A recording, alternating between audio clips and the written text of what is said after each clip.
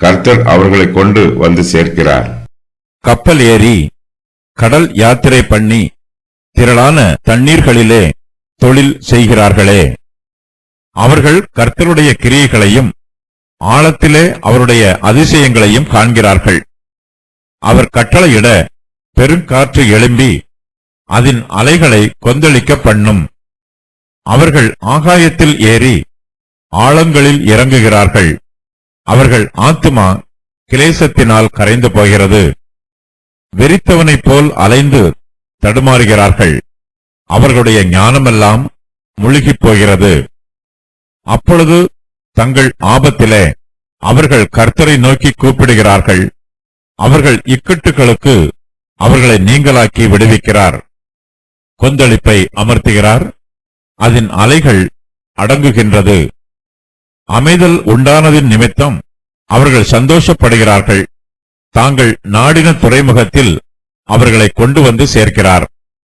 அவர்கள் கர்த்தரை அவருடைய கிருபையின் நிமித்தமும் மனுபுத்திரருக்கு அவர் செய்கிற அதிசயங்களின் நிமித்தமும் துதித்து ஜனங்களின் சபையிலே அவரை உயர்த்தி மூப்பர்களின் சங்கத்திலே அவரை போற்றுவார்களாக. ஏராளமான ஜனங்கள் கப்பல் ஏறி கடல் யாத்திரை பண்ணுகிறார்கள். கடல் பிரயாணத்திலே அவர்களுக்கு ஏராளமான ஆபத்துக்கள் வருவதற்கு வாய்ப்புள்ளது. கர்த்தரே அவர்களுடைய எல்லா ஆபத்துக்களில் இருந்தும் அவர்களை நீங்களாக்கி ரட்சிக்கிறார். இதன் நிமித்தமாய் அவர்கள் எல்லோரும் கர்த்தரை நன்றியோடு துதிக்க வேண்டும் என்று சங்கீதக்காரர் சொல்லுகிறார். இஸ்ரவேல் ஜனங்கள் பொதுவாக கப்பல் யாத்திரை பண்ண மாட்டார்கள். பசுமையான புல்வெளிகளில் ஆடுகளை மேய்ப்பதுதான் இவர்களுடைய பிரதானமான தொழில். இஸ்ரவேல் தேசத்தாருக்கு அண்டை தேசத்து ஜனங்களான தீரியரும் சீதோனியரும் அதிகமாய் கப்பல் யாத்திரை பண்ணுவது வழக்கம். அவர்கள் கடல் கடந்து பல தேசங்களிலும் வியாபாரம் பண்ணுவார்கள். ஒருவேளை சங்கீதக்காரர் கப்பல் யாத்திரை பண்ணுகிற தீரியரையும் சீதோனியரையும் மனதில் வைத்து இந்த சங்கீதத்தை எழுதியிருக்கலாம். தேவனுடைய வல்லமை பூமியில் விளங்குவது போல சமுத்திரத்திலும் விளங்குகிறது. கர்த்தர் பூமியிலே பெரிய கிரியைகளையும் அதிசயங்களையும் செய்வது போல சமுத்திரத்திலும் செய்கிறார். கடல் யாத்திரை பண்ணுகிறவர்கள் கர்த்தருடைய அதிசயங்களை கடலிலே காண்கிறார்கள். சங்கீதக்காரர் கடலிலே கர்த்தரின் கிரியையை இவ்வாறு சொல்லுகிறார். கப்பல் ஏறி கடல் யாத்திரை பண்ணி திரளான தண்ணீர்களிலே தொழில் செய்கிறவர்களே, அவர்கள் கர்த்தருடைய கிரியைகளையும் ஆழத்திலே அவருடைய அதிசயங்களையும் காண்கிறார்கள். கடல் யாத்திரை பண்ணுகிறவர்கள் பல்வேறு காரணங்களுக்காக கடலிலே பிரயாணம் பண்ணுகிறார்கள். அவர்கள் வியாபாரம் பண்ணுகிறவர்களாகவோ மீன் பிடிக்கிறவர்களாகவோ அல்லது ஒரு தேசத்தில் இருந்து மற்றொரு தேசத்திற்கு பிரயாணம் பண்ணுகிற யாத்திரிகர்களாகவோ இருக்கலாம். இவர்கள் எல்லோரும் கப்பல் ஏறி கடல் யாத்திரை பண்ணி திரளான தண்ணீர்களிலே தொழில் செய்கிறார்கள். இவர்கள் எல்லோரும் கர்த்தருடைய கிரியைகளையும் அவருடைய அதிசயங்களையும் ஆழத்திலே காண்கிறார்கள். ஆழமான கடலே ஒரு அதிசயம்தான். சமுத்திரம் பிரம்மாண்டமாய் பறந்து விரிந்திருக்கிறது. சமுத்திரத்தின் தண்ணீரெல்லாம் உப்பு தண்ணீராய் இருப்பதே ஒரு ஆச்சரியம்தான். கடலின் அலைகள் கொந்தளிப்பதும் அதிசயம்தான். கடலில் பிரயாணம் பண்ணுகிறவர்கள் கர்த்தருடைய பெரிய கிரியைகளை சமுத்திரத்திலே பார்ப்பார்கள். சமுத்திரத்திலே ஏராளமான ஜீவன்கள் உள்ளன.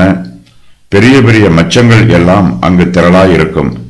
கடலில் இருக்கிற பெரிய திமிங்கலம் கூட கர்த்தருடைய அற்புதமான சிருஷ்டிதான். கடல் யாத்திரை பண்ணுகிறவர்கள் தங்களுடைய சொந்த தொழிலை மாத்திரம் சிந்திக்காமல் சமுத்திரத்தின் ஆழத்திலே கர்த்தருடைய கிரியைகளும் அவருடைய அதிசயங்களும் விளங்குவதை சிந்தித்து தியானிக்க வேண்டும். தேவன் சர்வ வல்லமை உள்ளவர், அவர் பரிபூரணம் உள்ளவர். சமுத்திரம் கர்த்தருடையது. சமுத்திரத்தில் உள்ள எல்லா ஜீவன்களும் கர்த்தருடையது. கர்த்தரே சமுத்திரத்தை உண்டு பண்ணினார், அவரே அதை ஆளுகையும் செய்கிறார். கர்த்தர் சமுத்திரத்தை ஆளுகை செய்யும் போது தம்முடைய கட்டளையினால் பெரும் காற்றையும் கொந்தளிக்கும் அலையையும் உண்டு பண்ணுகிறார். கர்த்தர் கட்டளையிட பெருங்காற்று எழும்பும். அந்த காற்று கடலின் அலைகளை கொந்தளிக்க பண்ணும். கடலில் பிரயாணம் பண்ணுகிறவர்கள் பெருங்காற்றிலும் கொந்தளிக்கும் அலையிலும் பிரயாணம் பண்ணும்போது அவர்களுடைய கப்பல் ஆகாயத்தில் ஏறி ஆழத்தில் இறங்குவது போல இருக்கும். அந்த கப்பலோடு அதன் கடல் யாத்திரை பண்ணுகிறவர்களும் ஆகாயத்தில் ஏறி ஆழங்களில் இறங்குவார்கள். அப்போது அவர்கள் ஆத்துமா கிளேசத்தினாலும் பயத்தினாலும் கரைந்து போகும். பூமியில் உள்ளவர்களே, கர்த்தரை துதியுங்கள்.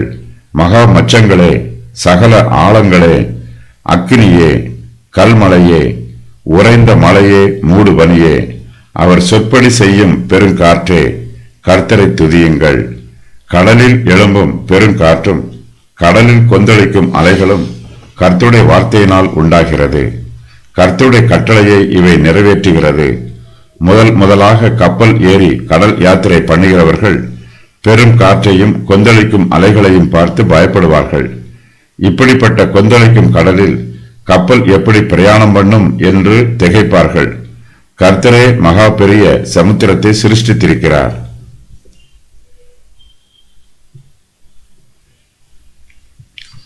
கர்த்தர் மனுஷனுக்கு ஞானத்தை கொடுத்திருக்கிறார். தேவனுடைய கிருபையினாலும் அவர் கொடுத்திருக்கிற ஞானத்தினாலும் மனுஷன் கப்பல்களை கட்டுகிறான். அது தண்ணீரில் மிதந்து பிரயாணம் செய்கிறது. கடலில் கப்பல் மிதக்கும் போது பெருங்காற்று வீசினாலும் அலைகள் கொந்தளித்தாலும் கப்பல் மூழ்கி போகாமல் அலைகளிலே மேலும் கீழும் இறங்கி மிதக்கிறது. பெரும் காற்று அதிகரிக்கும் போது கடலில் பிரயாணம் செய்து பழக்கமுள்ளவர்களுக்கும் பயம் வந்துவிடும். அவர்களுடைய ஆத்மாவும் கிளேசத்தினால் கரைந்து போகும். பேரலைகளை பார்க்கும்போது அவர்கள் வெறித்தவனைப் போல அலைந்து தடுமாறுகிறார்கள். அவர்களுடைய ஞானமெல்லாம் முழுகி போகிறது. இப்படிப்பட்ட ஆபத்தான சூழ்நிலைகளில் என்ன செய்வது என்று தெரியாமல் அவர்கள் திகைப்பார்கள். தங்களை எப்படி காப்பாற்றிக் கொள்வது என்பதும் அவர்களுக்கு தெரியாது. பெருங்கடலில் புயல் அடிக்கும் போது கடல் யாத்திரை பண்ணுகிறவர்கள் மரணத்தின் வாசலுக்கே போய்விடுவார்கள். கடல் யாத்திரை பண்ணுகிறவர்கள் பெருங்காற்றையும் கொந்தளிக்கும் கடல் அலைகளையும் எதிர்பார்க்க வேண்டும். தங்களுக்கு அழிவு வருவதற்கு வாய்ப்புள்ளது என்பதையும் அவர்கள் அறிந்திருக்க வேண்டும். தங்களுடைய ஜீவனை கர்த்தருடைய கரத்தில் ஒப்புக் கொடுத்துவிட்டு கடல் யாத்திரை பண்ண வேண்டும். கடலில் பிரயாணம் பண்ணும்போது எப்போதும் ஜெபம் பண்ணி தேவனுடைய சமூகத்திற்கு அருகாமையில் இருக்க வேண்டும். நீங்கள் ஜெபிக்க கற்றுக்கொள்ள வேண்டும் என்றால் கடலிலே பிரயாணம் பண்ணுங்கள் என்று ஒரு பழமொழி உண்டு. கடல் பிரயாணத்தில் ஜீவனுக்கு அதிக ஆபத்துக்கள் உண்டு. மெய்யாகவே கடலில் பிரயாணம் செய்ய போகிறவர்கள் முதலாவதாக ஜெபிக்க கற்றுக்கொள்ள வேண்டும். ஆபத்து வேளையிலே கர்த்தரை நோக்கி கூப்பிட கற்றுக்கொள்ள வேண்டும். கர்த்தரை தெய்வமாக கொண்டிருக்கிற ஜனம் பாக்கியமுள்ளது. கர்த்தர் தம்முடைய தேவனாக இருக்கும்போது அவர் நம்மோடு கூடவே இருப்பார். நாம் ஆபத்து வேளையிலே அவரை நோக்கி கூப்பிடும்போது அவர் நம்முடைய ஜெபங்களுக்கு பதில் கொடுப்பார். நம்முடைய சரீர பலம் குறைந்து போனாலும் நம்முடைய விசுவாசம் நமக்குள் நிரம்பி இருக்கும். விசுவாசிக்கிறவர்கள் பதறமாட்டார்கள். பெருங்காற்று எழும்பினாலும் கடல் அலைகள் கொந்தளித்தாலும் கர்த்தரை நம்புகிறவர்கள் பதறாமல் கர்த்தருடைய சமூகத்திலே அமைதியாக காத்திருப்பார்கள். கர்த்தருடைய சித்தம் நிறைவேற கடவது என்று மன மகிழ்ச்சியோடு சொல்லுவார்கள். கடலில் பிரயாணம் பண்ணுகிறவர்களுக்கு ஆபத்து வரும்போது கர்த்தரே அவர்களுக்கு துணையாக இருக்கிறார். சங்கீதக்காரர் இதை பற்றி சொல்லும் போது, அப்பொழுது தங்கள் ஆபத்திலே அவர்கள் கர்த்தரை நோக்கி கூப்பிடுகிறார்கள். அவர்கள் இக்கட்டுகளுக்கு அவர்களை நீங்களாக்கி விடுவிக்கிறார். கொந்தளிப்பை அமர்த்துகிறார். அதன் அலைகள் அடங்குகிறது என்று சொல்லுகிறார். கர்த்தர் கட்டளை கொடுக்கும் போது கடல் அலைகள் அடங்கும். கொந்தளிக்கும் கடலிலே அமைதி உண்டாகும். இதன் நிமித்தமாய் கடல் யாத்திரை பண்ணுகிறவர்கள் சந்தோஷப்படுகிறார்கள். அவர்கள் தங்கள் ஆபத்திலே கர்த்தரை நோக்கி கூப்பிட்டார்கள். கர்த்தர் அவர்களுக்கு உதவி செய்கிறார்.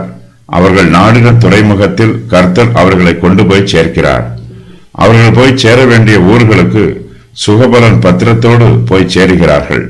இதுவும் கர்த்தருடைய கிருபை. கடலில் பிரயாணம் பண்ணுகிறவர்கள் நிர்மூலமாகாதிருப்பது தேவனுடைய சுத்த கிருபை. ஆபத்து காலத்திலே தம்மை நோக்கி கூப்பிடுகிறவர்களுக்கு கர்த்தர் தம்முடைய கிருபையையும் இரக்கத்தையும் உதவியையும் காண்பிக்கிறார். மனுஷருக்கு அவர் அதிசயங்களை செய்கிறார். இதன் நிமித்தமாக மனுபுத்திரர் கர்த்தரை துதிக்க வேண்டும் என்று சங்கீதக்காரர் சொல்லுகிறார்.